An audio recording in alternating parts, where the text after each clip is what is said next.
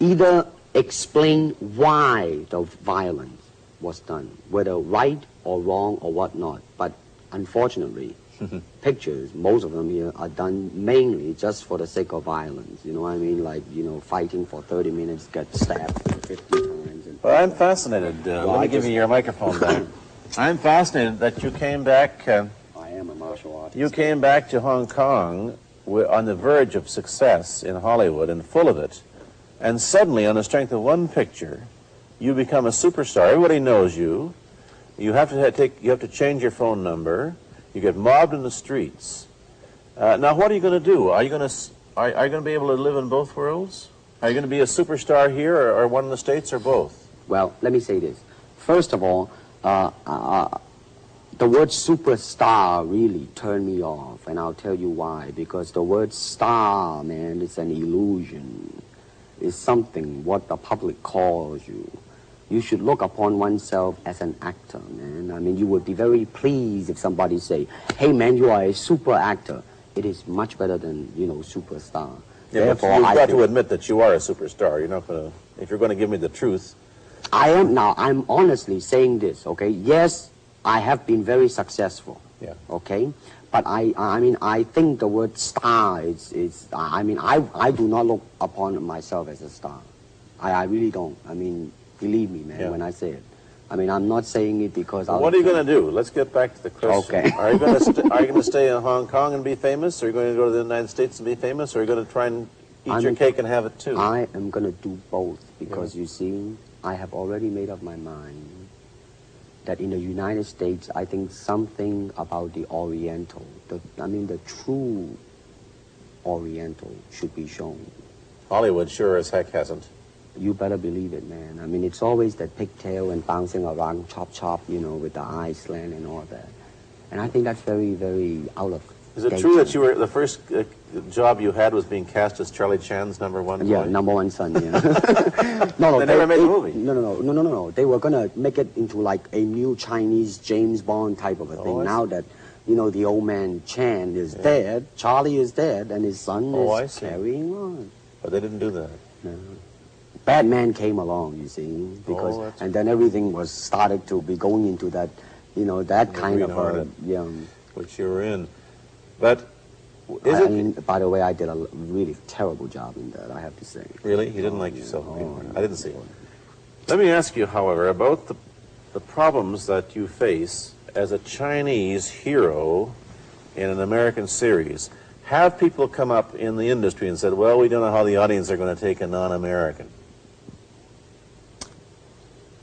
Well, such question has been raised. In fact, it is being discussed, and that is why The Warrior is not going to be on. I see. You see, because unfortunately, such thing does exist in this world. You see, like, I don't know, certain part of the country, right, where like they think that business-wise it's a risk.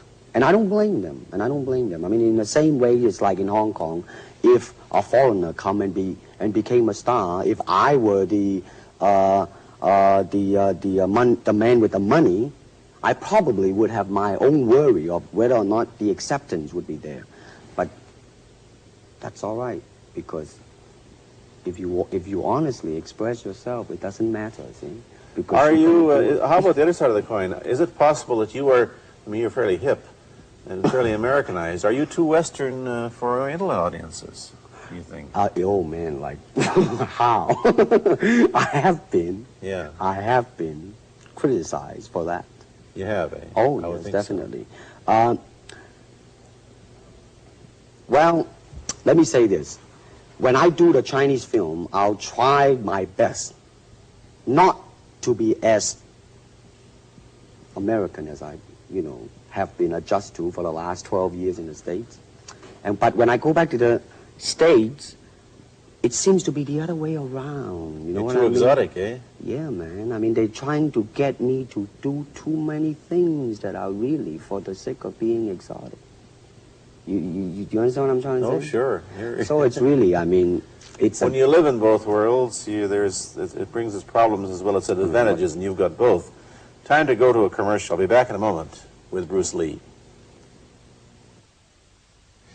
Let me ask you whether the change in attitude on the part of the Nixon administration towards China has helped your chances of starring in an American TV series. Well, first of all, this happened before that. Yeah. But I do think that things of Chinese will be quite interesting for the next few years. I mean, not that I'm politically, inclining toward anything. No, I understand that, but I'm just wondering. But I mean,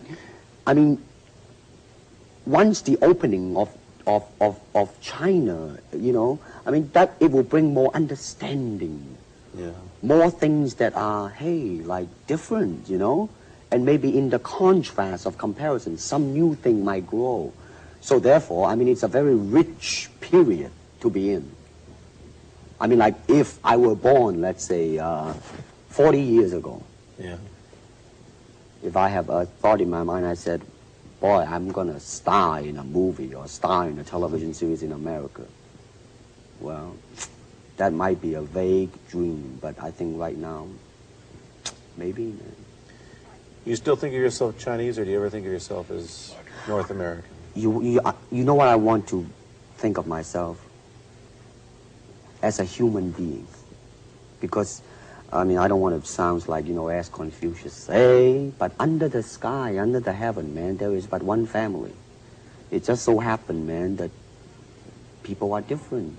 Okay, we got to go. Thank you, Bruce Lee, for coming here. Thank you for watching. Thank you. You've been watching Bruce Lee on The Pierre Burton Show, a half-hour program of conversation, opinion, and debate. This is Bernard Cowan speaking.